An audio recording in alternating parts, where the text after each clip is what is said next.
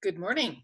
And it's just after 11. I had a bit of audio issues, so I had to log back out and log back in. So we are going to start right now today. And so here we go. Good morning and welcome to this Wednesday morning's webinar. And I'm happy to be here with you and hoping everyone is having a fantastic week and getting through it with the best emotional regulation as possible. And that is what these webinars are intended for. These webinars are intended for us to get in touch with what is going on for us emotionally during this lockdown so that we can become really aware and we can process the response that is being driven by our emotions, and so that we can learn to manage that, learn from it, and grow from it, and not just survive this time of great change, but to thrive from this time of great change. So that is the intention. And how I'm going about doing these webinars is I'm really letting the guidance come through based on what is going on for myself. So I'm using myself as kind of a guidepost. I'm very attuned to my feelings, my emotions, my thoughts, my awarenesses that are showing up for me, and then I'm sharing them on Mondays and Wednesdays with all of you in hopes and anticipation that it will guide you to what's going on for you, a little bit of a holding of your hand, if you might say, so that you can explore this as well. So with that intention, let's just start off today. And first of all, I would like to just introduce myself and let you know who I am in case this is your first time on the webinar. So my name is Karen Spencer, and I am the owner and chief officer of a life coaching practice called It Can Be Different. The life coaching practice is centered on helping adults who are going through a tough time to really reach their magnificence. And how this is achieved is really the initial awareness by the person going through the difficulty that they need to focus a lot on what's going on. They cannot ignore it any longer, and that they need to think about how they're processing the world and how they're perceiving the world, and that is an opportunity to change, that is not locked in place, and that a lot of the past processing and past thinking has been driven by maybe some experiences and some events and some training that has come from our past and come from the person's past. And by changing that, questioning that, opening up that to different interpretation, that we can actually go forward in our life in a different way and achieve our goals in a much easier way, without as much trauma, without as much negativity, and with a lot more joy and a lot more pleasantness and a lot more um, peace and love. So that is a very long way of saying what the intention of It Can Be Different is.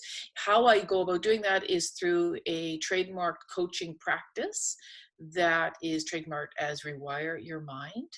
And it walks someone through a very simple and easy, roughly 3 to 4 month process of really evaluating their past, dealing with their current present way of being, and then imagining and driving for the future that they want. So last webinar, I just want to briefly talk about the webinar we had on Monday. And what came forward on Monday's talk was the opportunity for lessons. And that's what we discussed on Monday. And, we've identified that we have been presented with this lockdown for a huge opportunity for us with regards to our physicalness and our body, and that we have an opportunity to really explore and challenge how we're eating, how we are consuming food, how we're looking after ourselves, how we're exercising, and we know that there's been a great drive now towards more whole foods. People being much more aware of what they're putting in their bodies, be able to spend time more at home in front of the stove and doing their own cooking, and understanding hopefully how easy and how simple that is, and how pleasant that is, and that they can achieve nutritional health in a much better way, by doing that. So this lockdown has really opened up that opportunity for the time and the attention and everyone being at home for that to progress. And we've also have had an opportunity to deal with our internal surroundings in our home. And we've talked a lot about how people have taken this chance to clean out clutter and become decluttered, because our external world is really a representation of what's going on internally. We want it to match what we want to go on internally.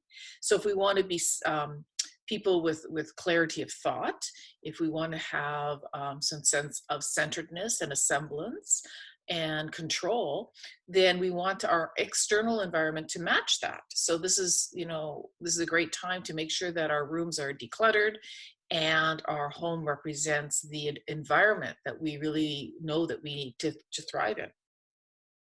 And we've also talked a lot about how this COVID opportunity has brought us opportunity for relationship development, relationship expansion. Although we can't be physically together with everyone that we want to, we are becoming much more aware of maintaining these relationships. I think we took it for granted a bit maybe before, when it was just easy to do and we just kind of put it off to the side. And now that we cannot maybe get together with those that we love and cherish, we are finding our ways to reaching out, and thank goodness for internet, etc., so that we can maintain those relationships.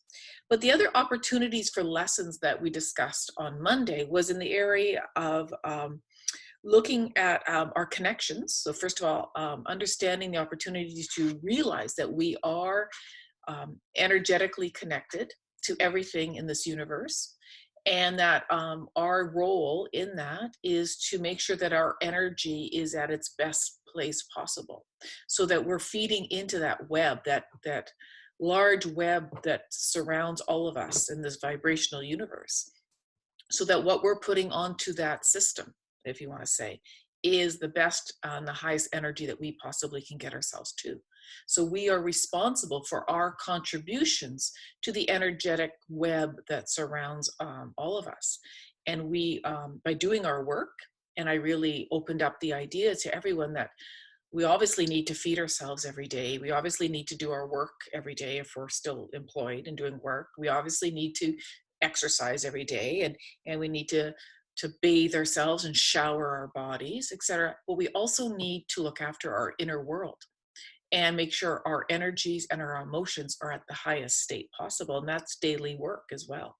And that is how we feed into this energetic connection that we have with not only other people, but with the environment, with animals, with plants, with the air quality, etc. So this connectedness and this opportunity for the awareness of how connected we truly are, physically and energetically, has been what has been one of the gifts of this time that we're going through. And then lastly, we talked about the last stage of intervention that we need to address is our psychological.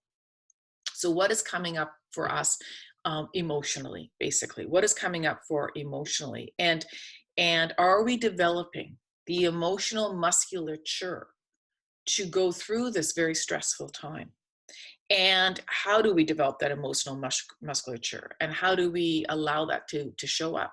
And it came down to a very basic observation that if we are feeling feelings or having responses that are not what we want, that is not getting us living the life that we truly want, not experiencing life as we want it to be in this here and this now, that we have to ask ourselves a very simple question of is this getting me what I want? And if it isn't, then I need to do some rethinking and some rework on this. And that means that I need to stop my automatic responses to the best of my ability. And it's time for me to face what is going on for me emotionally. And so we talked a lot about sitting with our emotions. And that is the way we develop our emotional musculature, is that we sit with them and we observe them and we allow them to be, and we have some curiosity about them. And We don't criticize ourselves for what is showing up.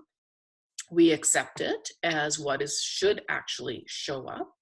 And we don't make ourselves wrong for having anything that is showing up that may be a little bit uncomfortable.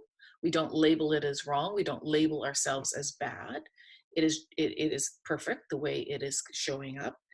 And that we trust that our feelings are really just our body's way to respond and look after us in the best way that it knows how in the context upon which we're living. So we just have to have appreciation and acceptance that this is just our body's way of responding to what is going on for us now in the context of which we are living. And the context upon which we are living is very uncertain times. And so our body is doing the best it can to respond to this very uncertain times. And so our job is to, again, not to disarm it, not to take it down, but to work with it. And I offered the idea to you that if you do sit with your emotions and you allow that musculature to start to show up, we do allow ourselves to get used to it, comfortable with it, able to process it, some enjoyment, not necessarily enjoyment, but some certainly some comfort from it.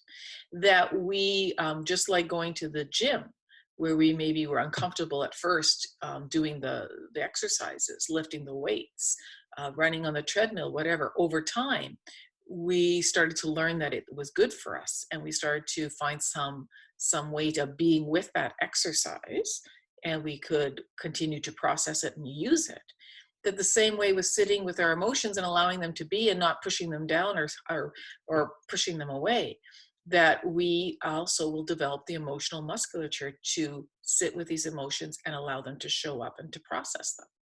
And in the realization that, we don't really have a lot of choices left, because all our little hiding places, when we start to feel uncomfortable, all our little ways of avoiding it that was pre-COVID, a lot of those ways have been eliminated from our life.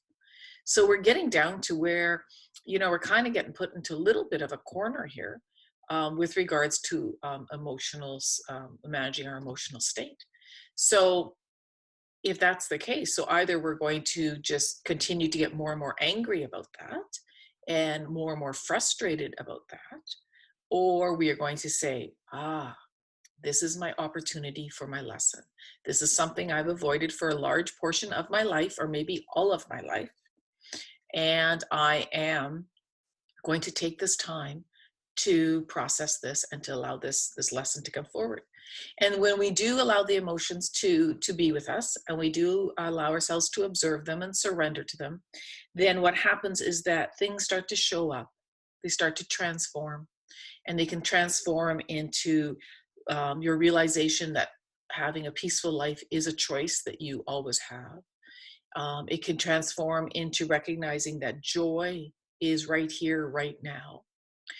These emotions can transform for some people into the idea that I have and I can find great gratitude for everything that's in my life right here, right now. These emotions can transform into the idea that forgiveness is a choice, and a really good choice for me to grab today and to forgive those that I need to forgive, and to see where that goes for us. And that is developing the emotional musculature that is available to us. So today's lesson, building a little bit on that, but again, I'm leading from my heart. I'm leading from what's showing up for me, in hopes that this leads you as well into your own sense of awareness. So I've entitled today's webinar, Permission to Grieve. And if you read my email, if you're, I hope you are on my email distribution list for my Monday morning emails. And if not, let me know. But this Monday morning's email was entitled A Cup of Tea. And it all came about by chance. I ran across the documentary of a fellow named Brendan Duddy. Now, Brendan Duddy was an Irishman, and he was a very ordinary man. He had an ordinary life. To his friends and family, he went to his job and he came home and he had friends, and he lived a very ordinary, circumstantial life. That's who he was. And just before his, I'm not sure how close to his passing it was, but at some point he decided to come forward and share the fact that for decades he was actually a secret negotiator between MI6 in Britain and the IRA. And to the great shock of those who knew him, that he was actually able to do this and able to have that role outside of the awareness of everybody. But the bigger point being is that Brendan was so associated and such a believer in being a pacifist. He was a Catholic, but he was more of a pacifist than a Catholic by nature.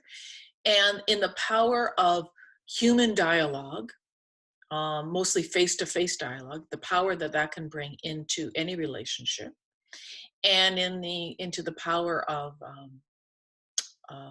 hospitality, let's say, into hospitality.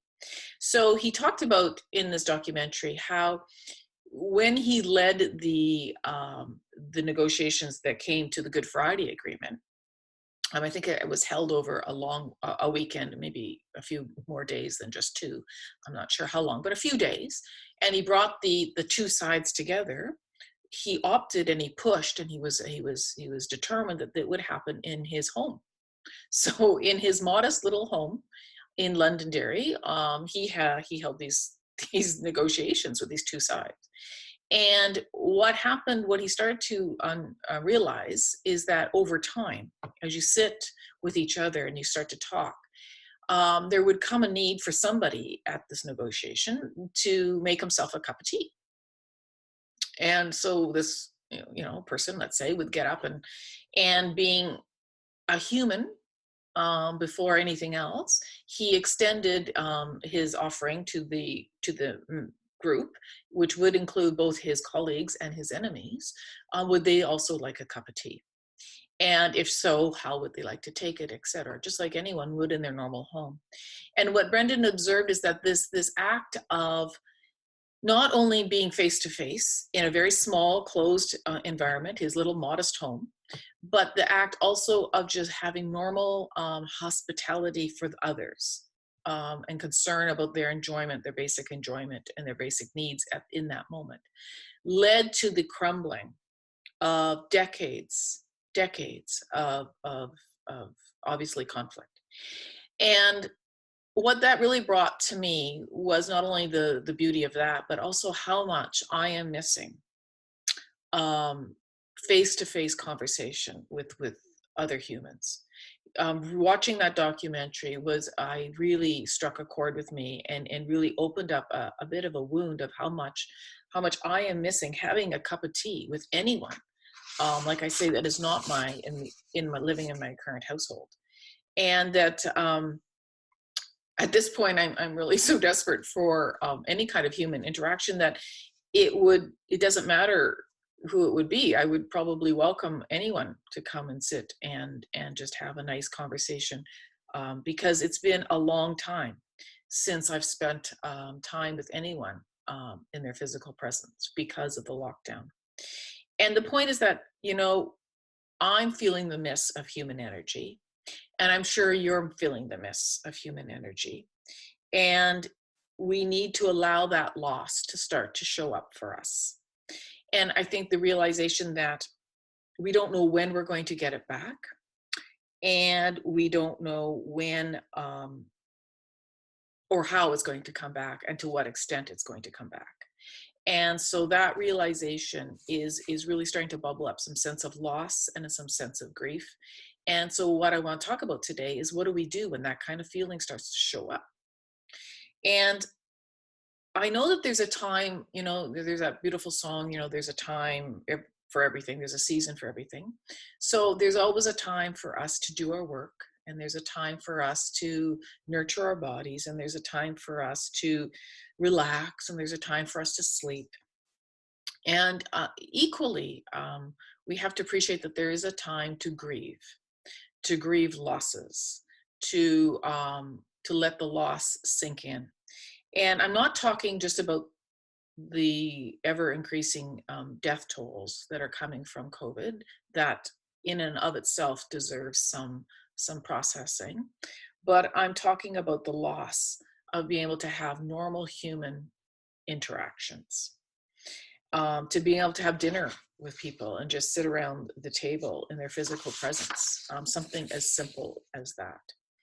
Um, so this is a real time of loss, and it is leading to grief. And yes, COVID is bringing forward new opportunities. With everything, there's a saying of with every door that closes, a new window opens, or with every window closes, a door opens. Whichever way you want to see it. And I believe that to be true.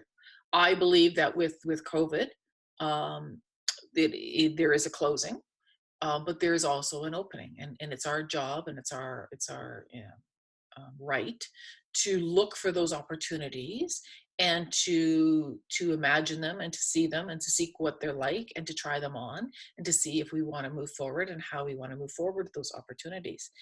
But there's also loss. So there's opportunities and there's loss, and we need to process this, and to allow ourselves to see how this is showing up for us. So I know I talk a lot about negative what I like to call restrictive emotions, and the fact that we don't want to give restrictive emotions a lot of attention, and a lot of fear, and a lot of kind of attention, in the sense that we don't want to we just kind of feed the fear of them, and we don't actually sit with them, we don't actually absorb them, we just kind of more fight with them. We don't want that. And I know I use the analogy a lot of a child that is not well behaved, and the fact that we want to not just give that child a lot of fighting, telling them to sit down. We want to actually allow that child to get his needs met, which probably is some sense of attention, or some sense of interest. And when we do, the child's behavior will shift.